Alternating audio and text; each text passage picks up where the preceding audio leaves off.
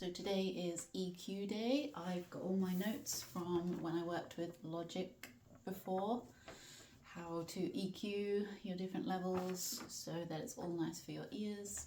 Yeah, that's what I'm doing today.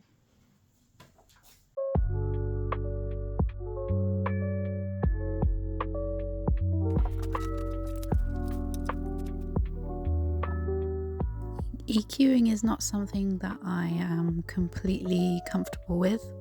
I've only done a little bit on Logic before, but it's really just something you want to play around with. Listen is the main advice I've been given by any music producer. Just listen, see how it feels in your ears in conjunction with all the other sounds. The idea of if it sounds muddy, like if it sounds too messy, too many layers, then that's where EQ can help you, and you can sharpen up and cut away things to make that sound seem sharper. It's a very delicate process. You really want to take a lot of time with it.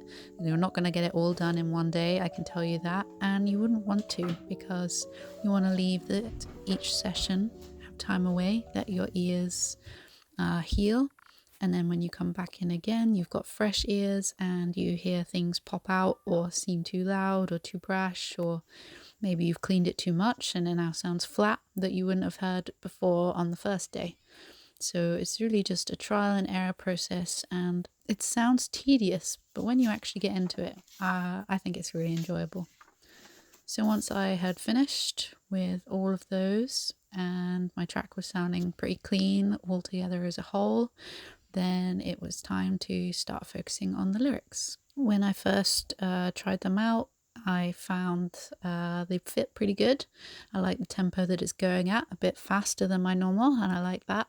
But there was just a few parts that I wanted to chop and add in some little spaces just for breath between verses and choruses, and just help the flow of it. This is me playing with the lyrics and thinking about their timing and the tempo that they have, because that's a very important thing. There's a lot to think about. Sticky label on my drinks can, behind the urge to sip the drinks can. Sitting on the roadside, and all I can decide is that my head isn't even able to think about labels.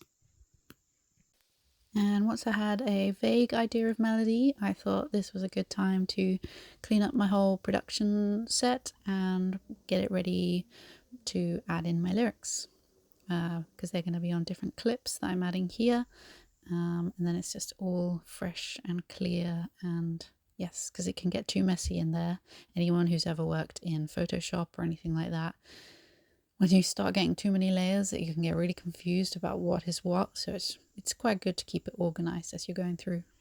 So I just had a first go at recording in some vocals. That's what these green ones are.